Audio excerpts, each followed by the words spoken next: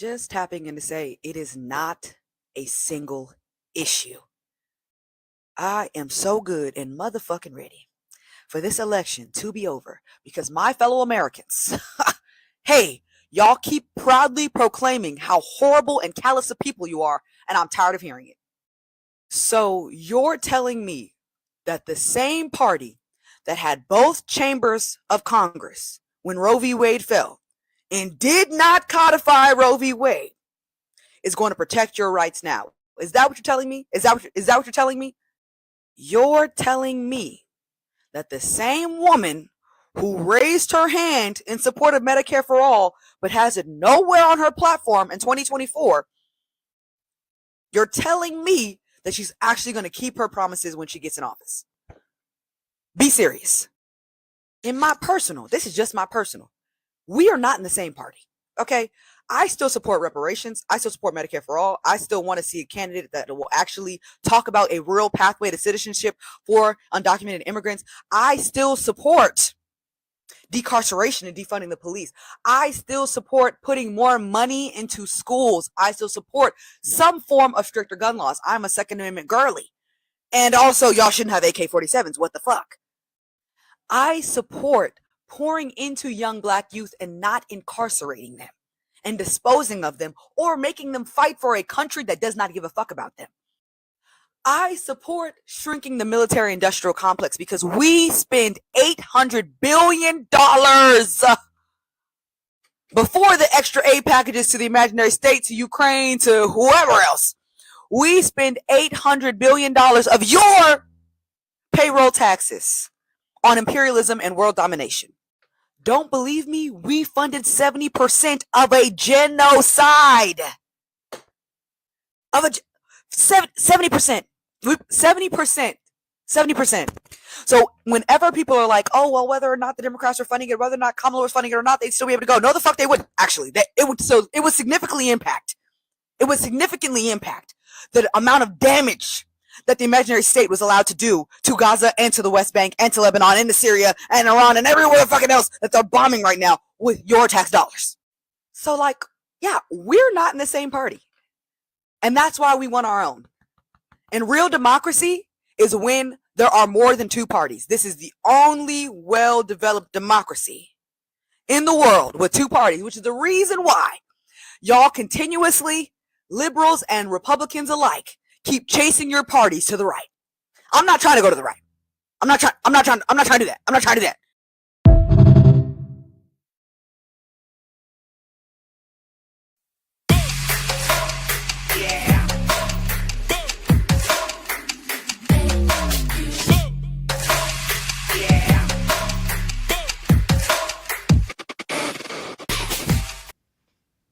What's up, guys? Welcome. Happy Monday, everybody. Welcome to the latest episode of ATP Live. I'm your host, Andre Morton, and ATP, home of the voice for the voiceless. ATP Live is a part of ATP Network. Sorry, y'all, my autism brain this morning. Be sure to follow us on all platforms that you are on, man. Hopefully coming soon. I'm thinking about putting us on podcasting platforms too. So, maybe we can have like a roundtable discussion. That'd be podcast form only. I don't know yet. You gotta get the crew together, and you got to put things together. So, how you guys are doing, man? Oh yeah, I always keep forgetting to say this in the beginning of the video, because this is when most people watch before y'all leave. Don't leave me, man. I know I suck at this shit, but that's why I want more voices. But it is what it is. Be sure to hit the like button on your way out if you leave early. Maybe you gotta watch Savage Sabs, or maybe you gotta watch JB or Nick, or Fiorella Isabel, Convo Couch, or do this and that, Hit the like button, man. You leave, hopefully the algorithm will push more people into this stream. So thank you guys so much for watching me, man. And some of you guys that put up with my bullshit on a daily basis on Twitter, man. Thank you so much. I bet y'all saying I'm kind of bipolar. I'm not bipolar. I don't know. It's like your headspace. You try to improve. You feel like you're trying to improve your headspace, but at the end of the day, I guess life brings you back down. You can't let life do that to you, man. You man, sometimes, man, you gotta take your happiness moments and just try to keep them tight, grip tight as long as you can, man. So yeah, I had to say that. And tomorrow we are supposed to have a presidential election party.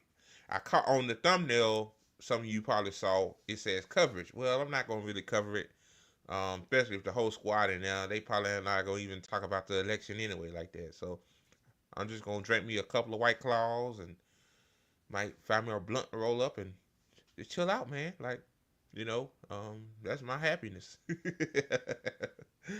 Oh man, I don't drink hard liquor or nothing like that. I drink like White Claw and stuff. So yeah, that's what we planning to do. If my grandma always say, if the low willing, the creek don't rise. You never know, shit happens. Like everything is out of your control, man. That's why I learned to, like in this space, like things will fall to the wayside. You just try to just just improvise. So yeah, man. The video you just watched was a Feeny. Feeny is so magnificent. This woman, man, like she deserves more traction on TikTok. It's a shame that TikTok and Instagram suppresses her content. Like she should get more than 8,000 fucking likes. Like I seen like motherfucking irrelevant ass motherfuckers. They take pictures of grass on Instagram, get 20,000 likes. Like you know, like like we need a Feeny, man. A Feeny, she does like I think 90% of her work on the ground. Like she on the ground organizers. Like see, you can't talk stuff about a Feeny because a Feeny actually does the work. So a lot of motherfuckers that be online talk a big game, talk about like mutual aid is important, and but they always sitting on their ass, you know. But Feeny, she does the damn work. So follow Feeny. She on all platforms. Her username is Facts and Fire. She's right, man. Like the Democrats and Republicans is on the right. Like they both a right party. Yeah? There's no left party. There's no right party. Two right parties. And I'm not voting for either one of those right parties. Like I don't have the mental headspace to, you know, go to the voting booth tomorrow and click on one of them evil motherfuckers because democracy is on the ballot. Like, and Trump is a dictator. Oh God. Oh man. Like some people just don't understand. Like, Trump is just a symptom. Like Trump is not no fucking dictator. He's not no fucking fascist. Like fascism is already here. Like you don't need Donald Trump to become a fascist country. Like it's fascism is here. Like just wish more people would understand. Excuse me, y'all. I wish more people would just understand like that. But I don't. Some of these people you just can't deprogram. Like these black liberals last week that just went on a rampage attacking random people because they criticized Kamala and Beyonce. Like wow. Like I don't know. When the revolution comes, I know where the fuck they gonna be at. They ain't not gonna be with us, man. So, yeah, enough of me rambling. That's how I always start off my shows. Just, just ramble. Just warm up. And again, guys, like hit the like button. If you don't rumble, hit the like button. YouTube, hit the like button. On Twitter, um, retweet it. Retweet this live stream because Twitter's a weird place. The more you retweet the live stream, the more viewers come in. So just hit the like button, guys. Just like it, retweet it. We'll do what you gotta do before you leave. So okay, first video, Medhi Hassan. Wow, man. And this other guy. Let me see. Just share my screen. Let me see. Share my screen real quick. Kind of hate when YouTube automatically, when you open the tab, it automatically plays. Like, I think I should have like the share my screen tab open. Um, I think that's the mistake I be making. Give me a second, guys. Let's see. Here we go. I'm trying to make it full screen now. Come on, man. Let me reload it. There we go.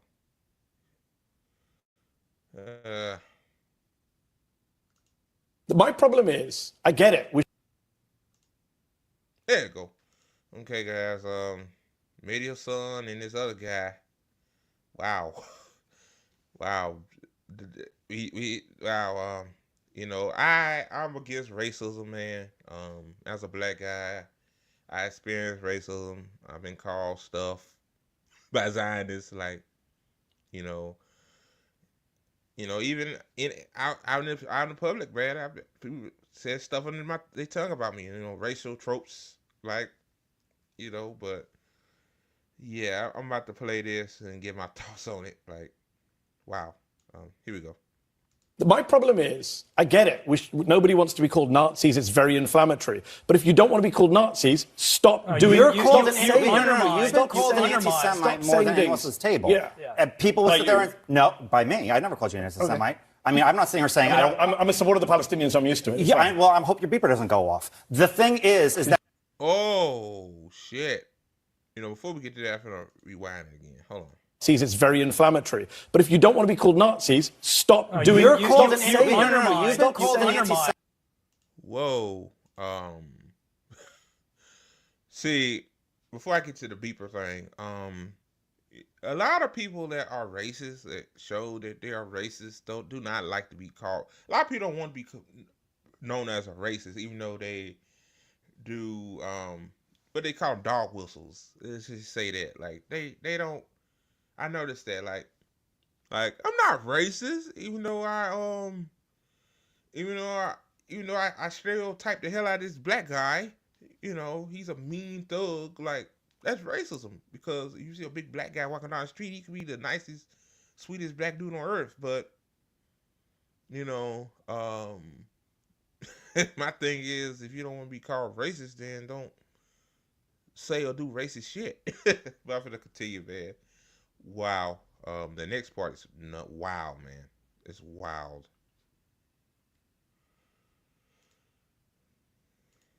Semite more than anyone else's table. Yeah. And people will sit there and... No, by me. I never called you an anti-Semite. Okay. I mean, I'm not sitting here saying... I'm a supporter of the Palestinians, so I'm used to it. Yeah.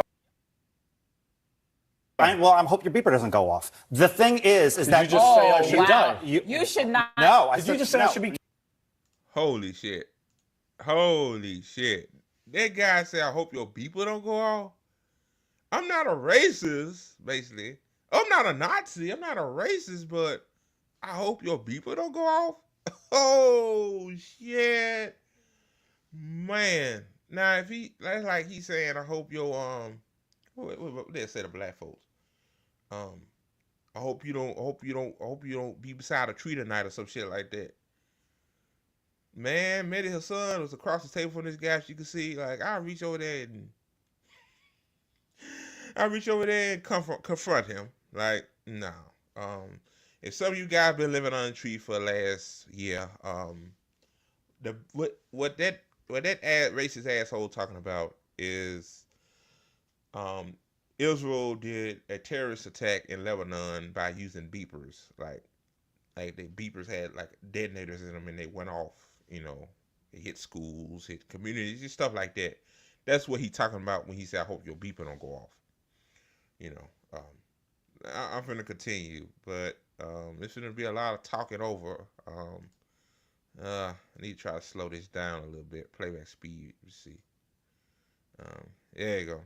I put it on 3/4 of speed, so let's see. No, I did not say that. No, I did not say that. Hold on. Did you just say I should be killed on live TV? I said I hope Guys, you let me just stop. You said you hope my beeper doesn't go off. Guys, you said I'm a big supporter of the Palestinians. Hamas? Guys, let me stop. Palestinians. Are you a supporter Am I of what? Hamas? No, of course I'm not a supporter. Wait a minute. Maybe I'm wrong. Just correct me in the comment section. But is he Is he comparing Medhi to Hamas? What? Medhi don't support Hamas. He condemned Hamas. You know, which I disagree with, but like, damn, man, that's the whole video right there. Like, a racist motherfucker say, "I hope your beeper don't go off." Yeah, like, yeah. Oh my god. Then I apologize. Are you a Ryan. Then I racist, violent apologize. person Then I inciting apologize. violence against Ryan, people? Ryan. That's disgusting. That is completely. Then I apologize. Good That job, is CNN. Let's have completely first out block of say the pocket. Muslim guy You should know be that.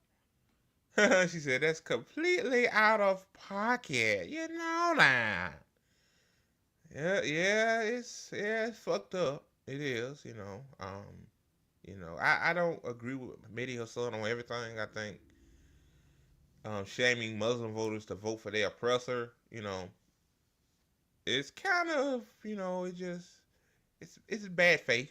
I say that, but again, like, he is wishing violence, like a beeper, like what those beepers blow people up.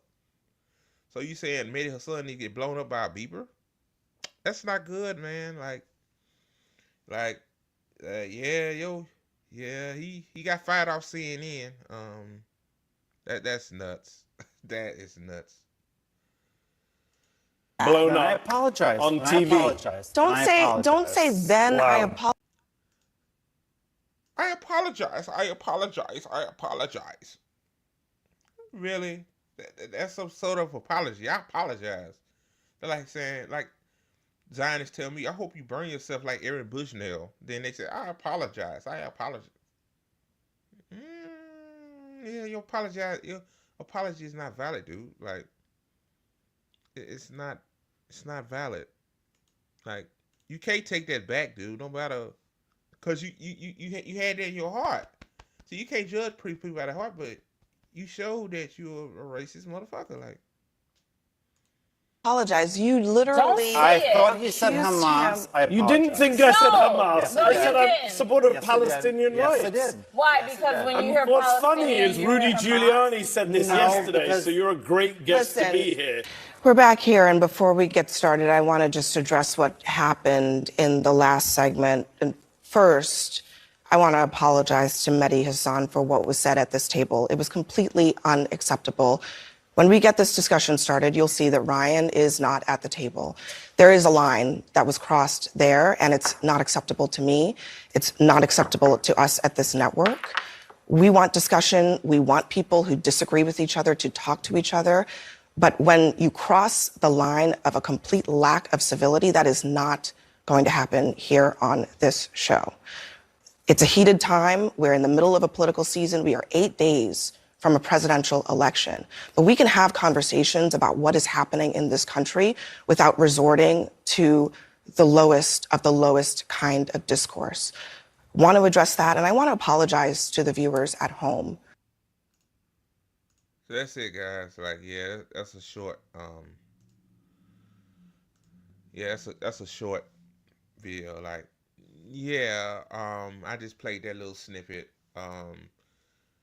Yeah, like, so you equating every Muslim / Palestinian to Hamas? Ryan Girdusky, whatever the fuck his name is. It's a weird name. I mean, like, dude, like, that made me mad, like, but he got fired from CNN. He made a Substack, which is through a paywall, apologizing. Like, wow, if you're gonna make a apology statement, why you gotta put it through a paywall on your Substack, Ryan? Like, you want everybody to see your legitimacy, but you just like every other racist fucker out there, man. You just you see you motherfuckers. The problem I have with you guys in particular, you racists. I don't think racists get called out a lot on here, on independent media, but I don't usually do it much either because we know racist people. Like, we don't have to. I don't have to make a video every day saying that there's racist people every day. Oh God, all that.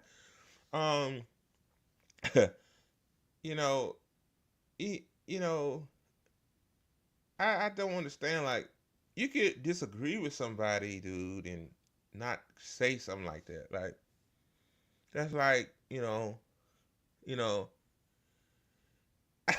I don't know, man. I mean, what can I say? Ryan is a racist piece of shit. Medhi, her son did not deserve that. Even though I don't agree with Medhi, her son, on everything, but you ain't gotta agree with everybody to have some decent humanity. Like saying the beeper, hope your beeper don't go off. I really, that just, I guess he's a violent person. Like that's that's a violent racist trope. Wow. So yeah, I'm gonna move on to the next video, y'all. Sorry if I'm kind of like losing train of thought. Just that happens from time to time. The next video, is Cam at a barbershop. And obviously I know this is a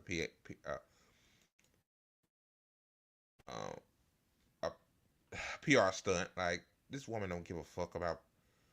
Like, she don't give a fuck about the same people that she criminalized, even though a lot of them had evidence to eradicate them. Like, she don't give a fuck. Like, I know this, but I'm just gonna play this. This is from a week ago, and give my thoughts.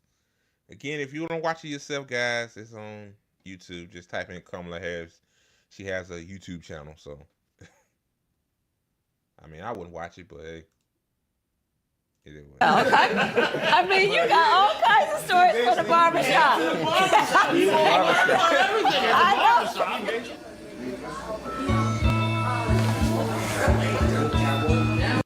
Oh, I have to mute that. Copyright.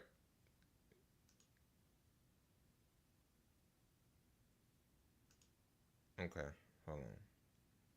Damn, I hope YouTube don't copyright this. It sounds like somebody's pulling up. Clear up the misinformation about your background on criminal justice. I was probably. She can't do that. He said clear up, dude.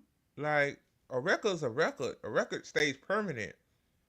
Like, that's another reason too why black men ain't voting for her, because of her record. Like, I just don't understand. Like, Democratic Party think we still, like, black folks live in the prehistoric ages. Like, we ain't got technology. Like, everybody almost has a cell phone. Like, it's how long it takes to find her record as Attorney General in California. It don't take that long. Maybe 10 minutes. It depends on your sources, but it don't take that long. Like, okay. Probably one of the first elected prosecutors in the country to say we need to have reentry initiatives. And I designed from scratch and wrote out a program that focused in particular on young men who are arrested for drug sales. My policy was that we were not going to jail people for simple marijuana. And by the way, right now, I believe we need to just actually legalize the whole thing, and that's part of my platform. Yeah, for sure. Shakur over here is a dean of... But Kamala, I have a question. One question. I know you ain't gonna answer it. You'll give me a word salad. But if you actually, if you had that policy proposal, why didn't it get passed? Like, you just could have just did it pro bono. Like, you didn't have to propose a policy that's not gonna pass. Like, you could have just did it. Like, hey, this guy, he just had a dime bag of marijuana. I let him go. Give him community service for a day or something. Like, no, Kamala, stop with the fucking bullshit. Like, you bullshitting. Like, nah, you don't give a fuck about black men. Like, I could tell you look so uncomfortable. Like, she just all just like, how you be. That's how I be around some people. Like, you just some people you can be comfortable with. You fuck with them. They'll your comrades, your friends, you know, you fuck with them. But some people, man, like at work, they be like I be in a break room and they, you know, it's just weird. Like they just bring a weird vibe. That's how she feel. Like she's in a chair sitting up like this, you know. Yeah, she don't like black men. She don't like us, man. Oh man. Oh God, you know, I just don't understand. Oh, and my thing is too, like, Of students, and he works with our young people every day. I'm from Philly, born and raised, Uptown to be exact. I've been in education for 10 years. I started off as a teacher's assistant in a school in North Philly. Only 1% of teachers in public schools are black men. Yeah, for sure. 1%. The statistics are if a black child has a black teacher by the end of third grade, they're like 13% more likely to More go to likely college. to succeed. Wow. Yeah. But to go to college even. And, you know, part of actually my focus and agenda is what we've got to do to create incentives, which really are not necessarily incentives in terms of the will, but also we don't pay teachers enough. Right. Student loan debt is an issue, you know, and thinking about how we create incentives. okay. Now she said that 1% of teachers are black men. Yeah. Again, like, yeah, like maybe in order to be a teacher, you have to go to college. You know, like to become a teacher, right? You got to go to school, and the problem is a lot of people don't want to get into student loan debt.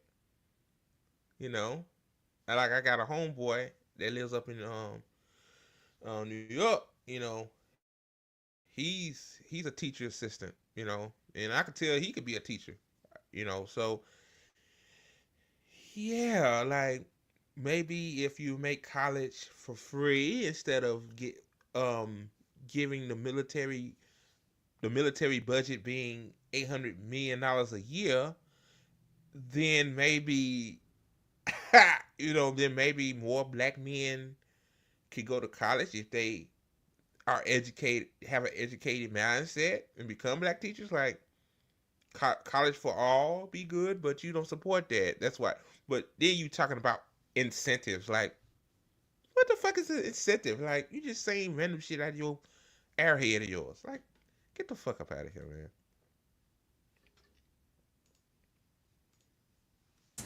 To actually recruit and retain, because we know the benefit to overall society, Right. and in particular to our children. You know, the beauty of human nature also is that when you set a high bar and you give people the chance to reach it, especially starting with our children, they will go for it every time. Every time. Every single time. If you give a child from the beginning of their life all reinforcement that tells them they can be anything and do anything, and that they are loved and that they are special.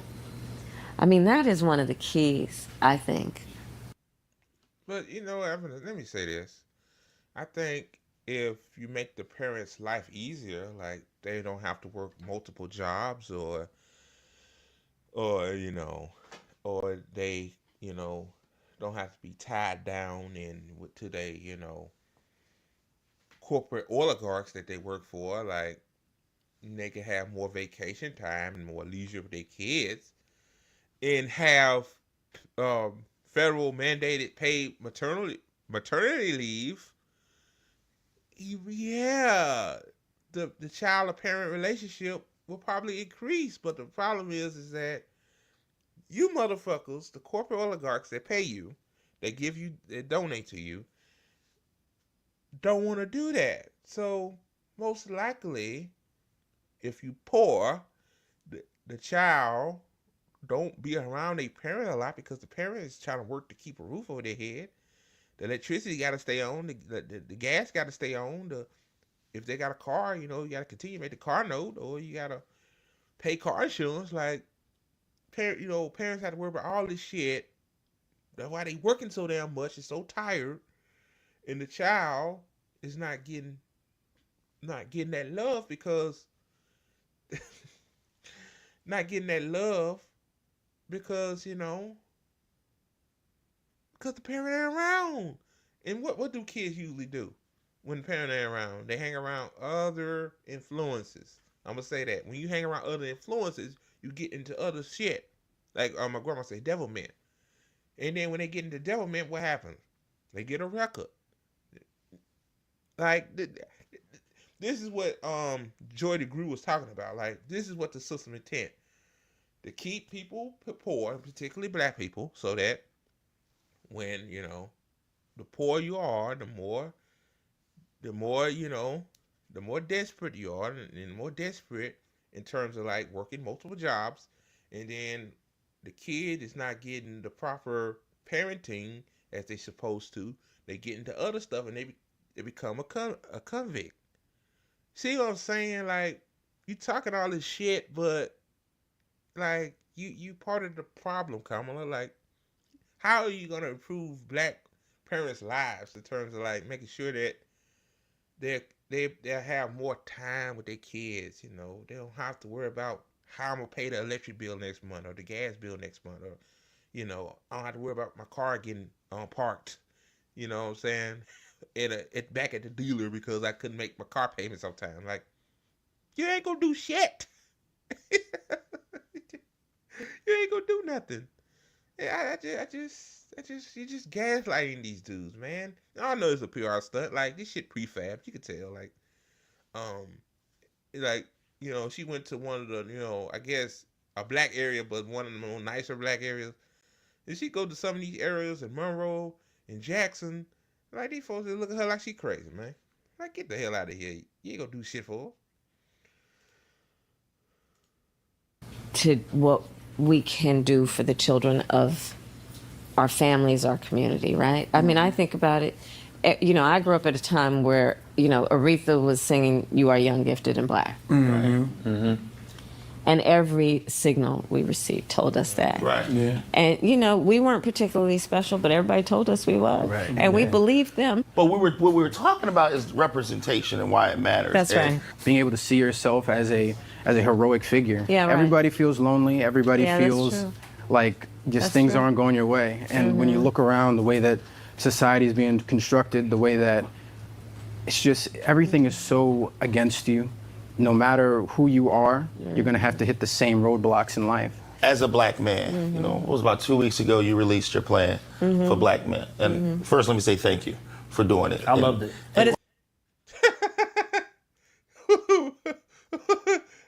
Somebody's behind, so I loved it. What? They didn't read her. They didn't read it, bro. I read it. It was in a PDF file. It was a PDF file online. I read it. It how that improved black men lives. Wow, give black man weed. Wow, give black man crypto. Give black man a loan. Why you could sell a grant for small businesses and and health initiatives instead of giving everyone Medicare for all. Like, that plan was shit.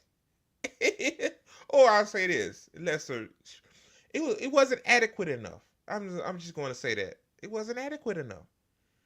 Yeah, come on, man. It's based on work I've been doing for years, by the way. Exactly. Right? Yeah. But Oh my God. No, she didn't. I've been doing for years.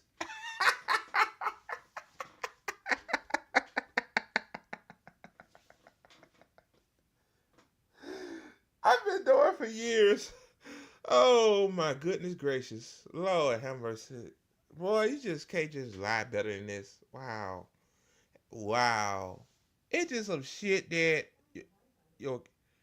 it's just something that your fucking campaign just threw up together and see if it stuck. You don't care about black people. You said to yourself, hey, I'm not looking out the black folk. I'm looking out the everyone. Look at her face, man. Look at her face.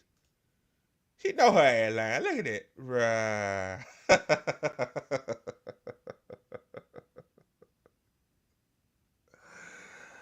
Oh my God, bro. See, this is why black people, please listen to me. I know I know a lot of you are limited to listen to me because YouTube is a bitch in terms of like small independent media. But the few of you, two of you that listen. That's why we need our own party. Afeni said it earlier in the live stream. If you caught it, we need our own party, man. Black people we need our own party, bad man. These fucking tools, man, ain't cutting it no more. You know, the Obamas, the Kamala'S, the who else? Eric Adams, whoever the fuck. They ain't cutting it no more, man. Oh my god, bro. I can't believe she said she worked on this for years. Are you fucking kidding me? But a lot of times brothers don't feel seen. Yeah, but understandably. And so literally having a plan that says, black men, this is for you, Right. was extremely important. Wait. Did some of those plans intertwine with other stuff too? Now, those plans weren't specifically made for black men. She just put black men underneath an article and did put bullet points on it. Ah, come on, man. You can tell these folks are just being gaslighted. Man, how much did the Kamala Harris campaign pay you guys, man? I just want to know. What we're seeing is getting more brothers to actually understand what's in the plan. But you also talked about other things. And I mean, I read the plan. I think it So, was 9 for pages. example, I to read your it all. point, I also know history You didn't read the plan, dude. to understand why people feel the way they do right now, and it's based on. It's like you ask somebody to read what you call it? Like somebody to read an article. It's a 3-page article. And somebody said, "Oh, I read the article, man. It was 3 pages long." And they only read the first 4 sentences. Oh God. Fact. You look at World War II. Okay. The people who went to fight that war, who were predominantly men, went to go fight that war. They came back, and America called them the greatest generation because they did such an incredible job. And so many gave their lives for it. So the policy was, we should invest in the greatest generation. They've done so much for our country. And one of the things that we did as policy to create federal programs to help them, including giving an incredible infusion of resources into helping people buy homes, to become homeowners. Right. But of course, we still had, at that time, incredible racism within the institutions. Right.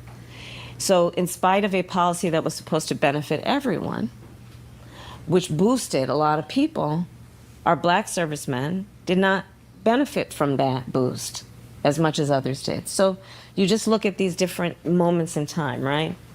You look at redlining. I mean, it happened here in Philly. It happened all over the country, which is black people who were ready to buy homes in areas where they could then build the wealth, right?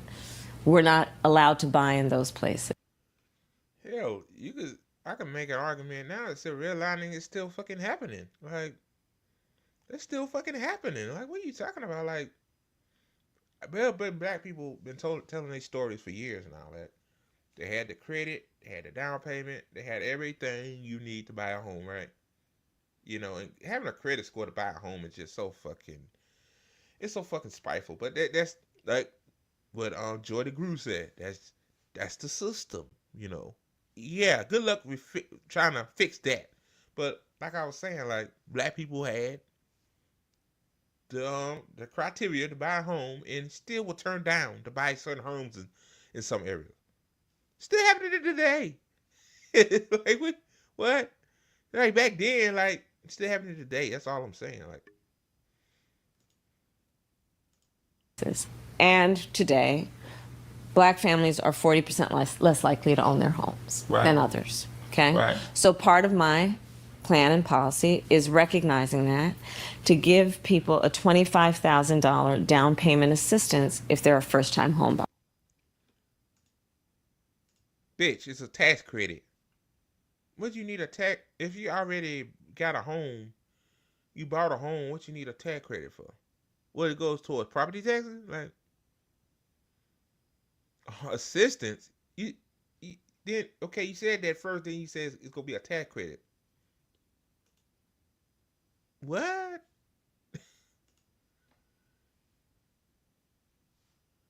No, you know what, babe? Before I play it again, how about making housing a human right? Yeah. Yeah, you ain't gotta worry about buying. You ain't gotta worry about a down payment. You ain't gotta worry about all. Make housing a human right. But I know the fuck you ain't gonna do that. Oh boy. So I'm just talking to myself at this point. Fire. Which just helps people literally get their foot in the door. And then folks will save up. They'll do what they do to make the mortgage. Part of my plan is a $6,000 child tax credit for the first year of your child's life. Because as we know, I got a question too about what if you don't have a child?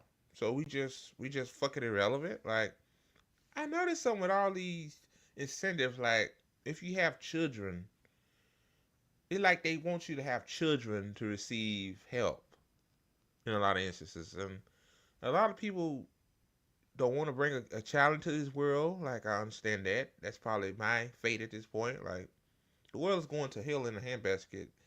I don't want no little kid to suffer, the even worse effects of climate change and other shit. And a lot of parents can't have kids, fertility issues, men, why not have a tax credit for everybody? See, that's what I hate about means testing. See, they don't means test money going to Israel. Like, Israel could do whatever the fuck they want. Like, they could, bomb and harm all the Palestinians and Lebanese people they want, and the Muslim people all they want. But in terms of the American people, you gotta make this certain amount of money. Oh, you gotta have 8 forms of documentation. Shit that takes time. Like, I hate this system. I hate it. And she just, even if she wins, the chances of all this shit passing the Senate is nil or none. Like, this shit is not going anywhere. And then if black people ask, hey, what that $6,000 child tax credit at? Then she gonna say, well, you need to go out and vote. We need more Democrats in the Senate to pass. Then you get the Democrats, then it's an endless cycle, rotating hero. Like, they don't want to do this shit. They gaslighting people. Like, and a lot of Democrats, they even vote for the $15 minimum wage. You think that? Okay. So I'm getting off to a tangent here, man, but this is nuts. the vast majority of our parents, young fathers and mothers, want to parent their children well, but don't always have the resources to do it. Part of my plan is about dealing with black men's health. I mean, we know the statistics. First of all, black people are Easy solution if you actually care about black men's health, which you don't. You don't like black people, Kamala. You don't. But if you actually gave a fuck, just say Medicare for all, which was you did support in 2019, and corporate media, donors told you don't do that no more. Like, ain't that the most rational solution? Like, they'll help black men tenfold. But we know. We know you don't give a fuck. So are 60% more likely to be diagnosed with diabetes. When we talk about our men, like twice as likely to die from things like colon cancer and prostate cancer. I lost my wife last month to colon cancer. I know you did. So when you talk about colon cancer, that was so awkward. I know you're dead. This guy said I lost my wife to colon cancer. My mama had colon cancer too, but 19 years ago, which is crazy. But yeah, but I know you dead. Who says that? What you say is, oh, I'm so sorry to hear about that. Oh, I know you dead.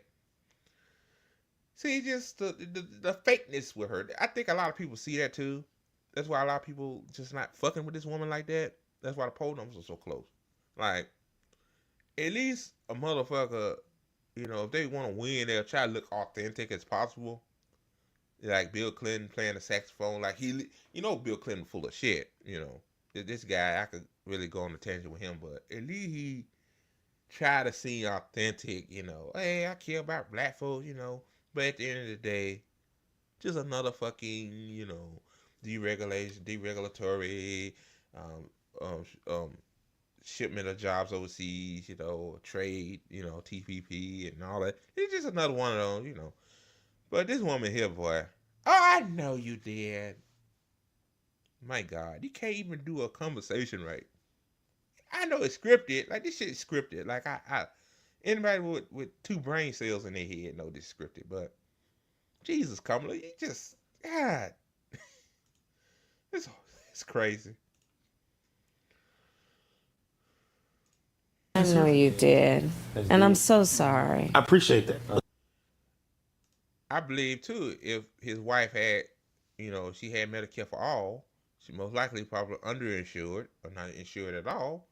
They probably would have caught her in time, and maybe she would have survived, lived longer. But our healthcare system, I mean, it's y'all know what it is.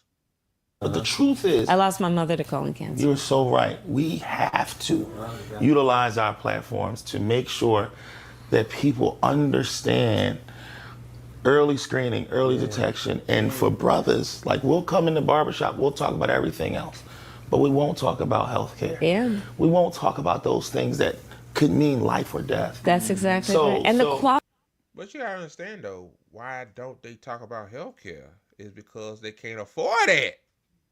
Like maybe if we had a Medicare for all type system, then maybe brothers will say, "Hey man, you know, we got this healthcare system, you know, just look out for one another. Like, hey man, get screened, man, get screened for prostate, you know, colon, you know."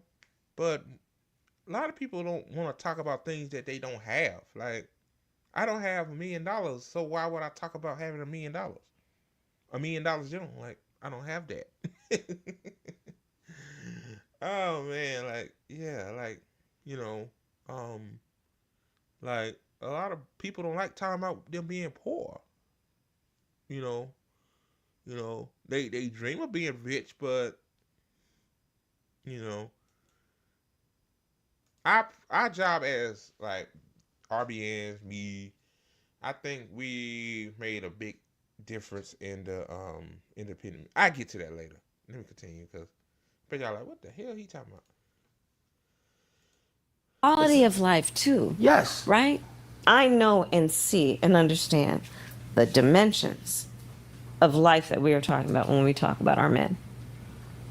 And it's about home ownership. It's about being a business person. It's about having dreams. It's about having ambitions. It's about education. It's about health. And yes, it is about the election, but it's more than that. Because part to the point that we've been talking about, and you talked about so beautifully, when people feel alone, it's very disempowering. Right? When you feel it's like you against the world, it's very disempowering. And I want people to know that they are not alone. I tell people all the time, there's going to be a president, there's going to be members of Congress. Right. There are going to be governors, there's going to be members of the General Assembly, there are going to be mayors and city council. The question that we have to ask ourselves as black men, are we going to have a say in who those people are going to be? That's exactly right. And when you don't vote, those folks still get elected. You just don't get to decide. That's exactly right. So I wrote with Cory Booker the George Floyd Justice and Policing Act when I was in the Senate. And there were a bunch of folks who did not want it to happen and worked against it. And we still need to pass the George Floyd Justice and Policing Act. Okay. What? Oh, it didn't pass. You know, you guys claim it's gonna pass, and Biden got there. Still didn't pass. So if you get elected, it's gonna pass. Yeah, right. Like my dad said, yeah, right. Yeah. Anyway, don't the George Floyd Policing Act give more money to cops? Like, what's the point? Like, wow, because it got George Floyd's name on it. Wow, like, it gives more money to police. Oh goodness. Okay, but they worked against it. And then those are the same people who will quietly suggest See, you shouldn't vote because nothing happens when you do.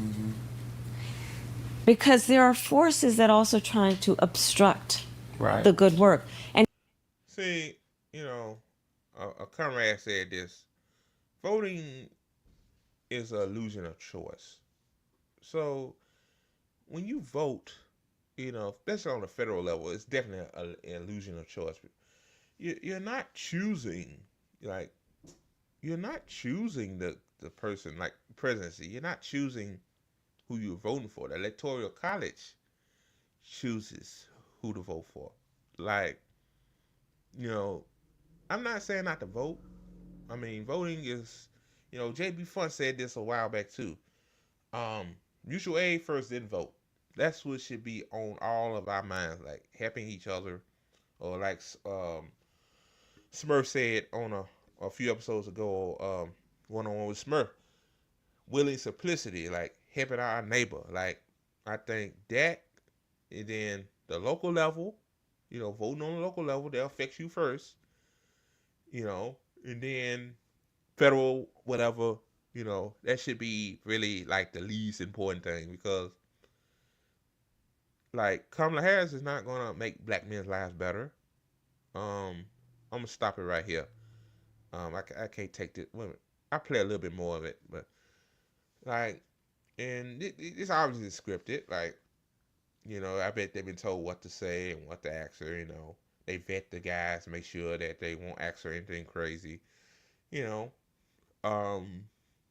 like this is a game. Like, I don't know how many times I have to reach out and tell people, like, all this shit you see, Donald Trump and Kamala Harris and all this shit is a game. Like these motherfuckers ain't changing nothing. Like, until you get them, like Sabby Sabs always say, shout out to her, man. I love that woman so much. She's a phenomenal educator, commentator, activist. Like, Sabby Sabs is one of the greatest, like, fucking people on earth, man, on the left.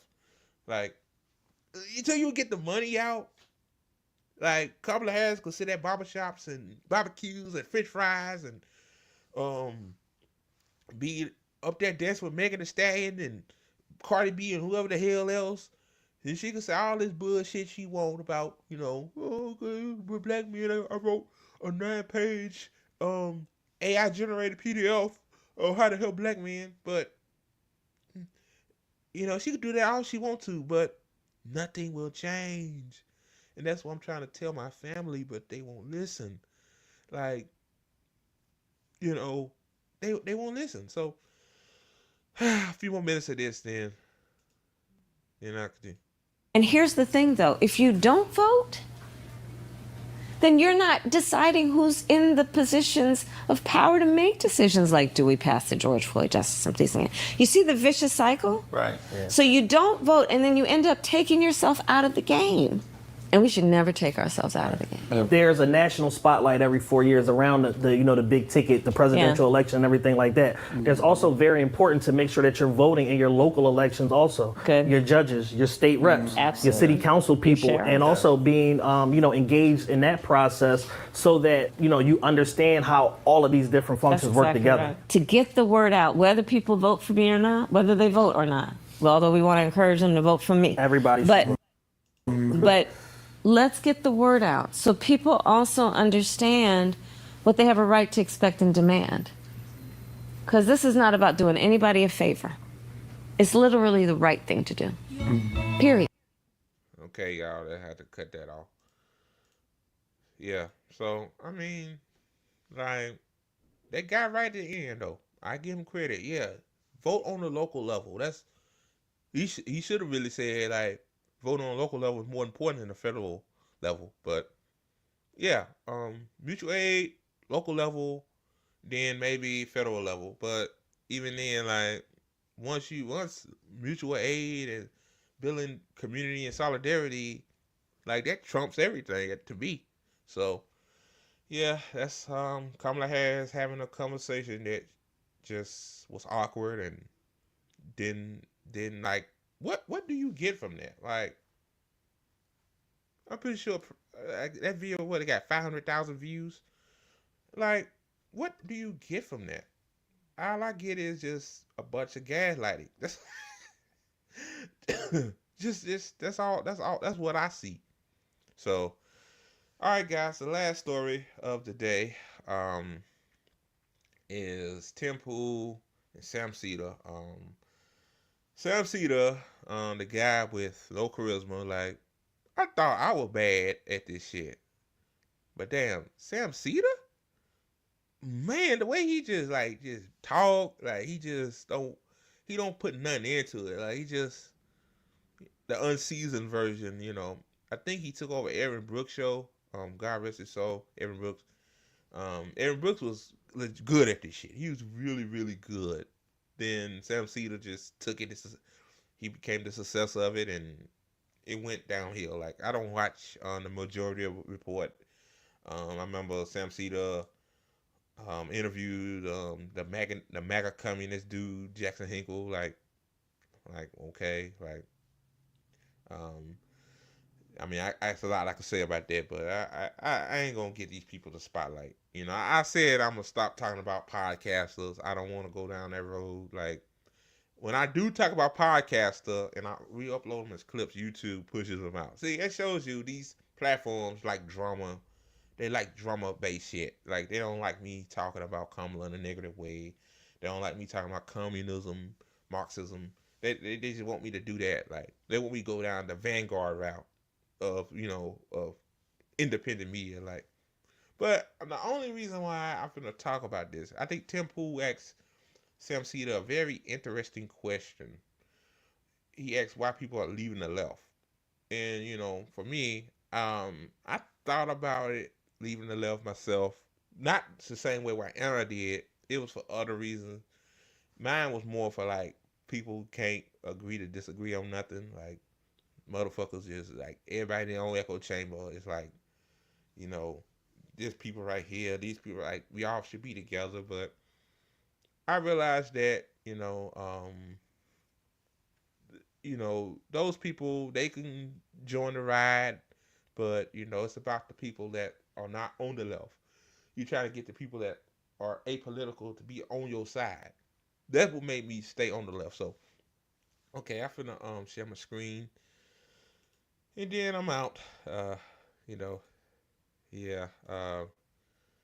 Very interesting conversation. One thing that made me mad about these big YouTube accounts is that they, the Kyle Kalinskis, the Sam Cedars, the Cenk Uygurs, they could go on these right-wing shows and podcasts and talk, but they won't invite the RBNs, the Sabby Sabs. Not me. I'm irrelevant. Like, they don't even know the fuck I am. I'm just talking about they won't invite the other prominent left accounts like Sabby, JB, RBN. Like, why you can't have a conversation with them? Like, see, but the problem I knows with that is that Sabby, RBN, and them are way far to the left. See, these people, they just Democrats that want health care. So yeah, I'm finna play this video, man, and break it down. Here we go.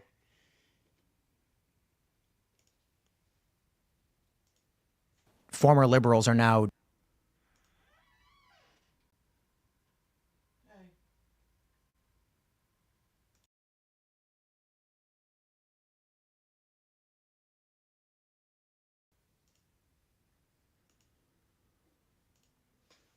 leaving the left. I mean, people switch parties and ideologies. Not all having the the other time. way around. Is that right? Yeah. Well, Like where's a big right-wing pundit who joined a liberal network, like Anna Kasparian announcing she's leaving the left, you know what I mean? Or Dave Rubin. I mean, listen, if you want to say that these are like the intellectual pillars of... No, certainly not. I'm saying something's causing an emotional rift that makes people not want to be on the left anymore. Well, I would suggest it's probably cash. I mean, You think like Anna you said, Kasparian wanted money? she said as much as far as I know in the past on TYT. She said she would make more money by... Well, I don't think that's why Anna left the left. I think Anna's rich. Anna's fine. Like why like you supposed to be on the left and you acting like a capitalist. Like, I don't know about that. I don't think that's why Anna left the left unaligned. But I think to me it's more of an ego thing to me. I think, Kyle Kalinske said this crap, the burning the Trump pipeline. Well, I don't. I think that's bullshit too. I think that's just some shit Kyle Kalinske came up in his head too. But I think it's. I think the reason why the Dave Rubins and Anna Kasparians, I think the reason why they left the left is because to me it's not. Maybe it's the money with Dave Rubin. Dave Rubin. Maybe for him it's the cash. Because the left ain't no money. If you want to succeed, like even on YouTube, you gotta be grassroots. Like you gotta be like YouTube will demonetize your shit. Like, and I don't do this for the money. I would never do this for the money. I mean, I make money. I work at my corporate slave ship job. Like, I'm fine. Like, if we do get monetized, which because we got a copyright strike, we have to wait a few more months to apply for monetization. The money will go, whatever little money we get, little change we get, will go to the people on the ATP network. Like, they need it more than I do. But again, like, I think Anna's political ideology changed. That's why I think her thinking changed. I don't know if she read books. I don't know if she listened to Temples and Dave Rubins and not Dave Rubin, Ben Shapiro's over the years. Like, I think people could change. Like, I think it's more of a political shift. A lot of people say it's grifting. Maybe she is grifting. I don't know. Like, I can't judge that woman's heart, And I don't hate Anna Kasparian. Like, I used to like this person. Like, I thought she told the truth. I thought she was better than Jake at one time. Like, I mean, but looking at where these people at now, when TYT got that Katzenberg cash, yeah, yeah, that ended for me with TYT. I'm like, then I noticed they the way they moved, the way the rhetoric changed, and I said nah. So I'm gonna continue. I don't myself see that sound like he's so timid. Like I don't think it's just that. I don't think it's that. I'm like, damn, dude, relax. Damn, Tim Pool. I don't like the guy, but he seems like he chill. By being not leftist? I don't know if she said that. But I know that on her show on TYT, they have she's complained about not making money. I don't know why she's still on TYT. Like, aren't they going to lose members who are progressives? I got to be honest with you. I don't really pay that much attention to like showbiz. Well, so outside of her, why are there so many people? Like, you had the meme from Colin Wright where it shows the left going all the way to the far left and liberals being like, what's happening? I don't know who Colin Wright. I think the reason why I think TYT viewership it went down, I think over the time because there have been other better left independent media channels. Like when TYT was prominent, like TYT was the first to do this shit. So I give them credit for that. Like, having a difference of opinion, not being corporate. They corporate now. Like they own the corporate algorithm YouTube. Like if you search up news stories like about Trump or whatever, you'll see a TYT video, like along with other corporate media outlets. So like I guess people seeing the writing on the wall with TYT. Like you had 6 million subscribers or some shit like that, and you still get a few thousand views per video.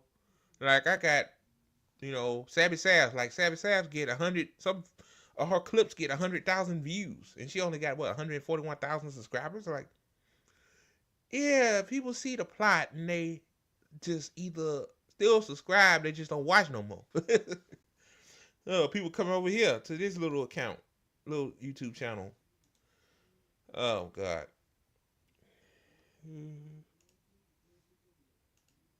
Right is. Sure, there's many prominent personalities who used to be liberals and now identify as moderates or disaffected liberals or post-liberal. Like you're saying, like a substantial amount to like sway an election, or what Elon do you? Musk, Mark Zuckerberg. I'm not going to call them Why progressives. are billionaires becoming conservatives? I didn't say they're becoming conservatives. Why are billionaires who are previously supporting Democrat politicians now aligning with? Well, I would say, I mean, when you're talking about Zuckerberg or Elon Musk, I would say. Ah, come on. Nah, I'm gonna cut it off here, man. But like, really, like, those people are just narrative humpers. Like Elon Musk, you know, I guess his son, his now son, changed the gender, and I guess he moved to the right, and yeah, it's an explanation for that, but I might make a different video about that. Like these billionaires, man, they go wherever the hot, button issue go. Like both of these parties both serve them. So they like, yeah.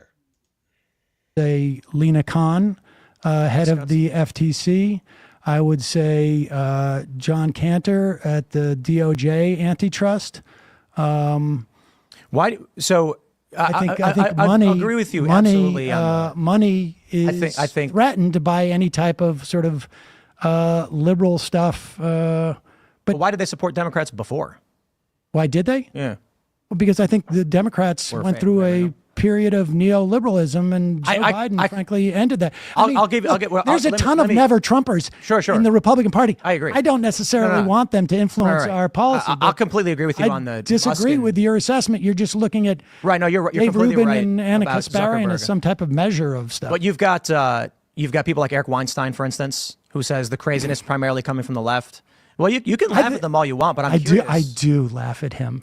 I think he's ridiculous. This guy works for Peter. The guy who works for Peter Thiel. Yeah. The CEFO of Peter Thiel's. Okay, Brett Weinstein. The evolutionary biologist. The evolutionary biologist. Why? The guy who was mad about pronouns? That's not him. No, that's Jordan Peterson. Oh, I get confused on which. Brett Weinstein was the professor who got ousted from a university over, I think it was a racial disparity. Oh, he's the anti-vaxxer guy. No. Yeah. Okay, I'm into that, man. It really.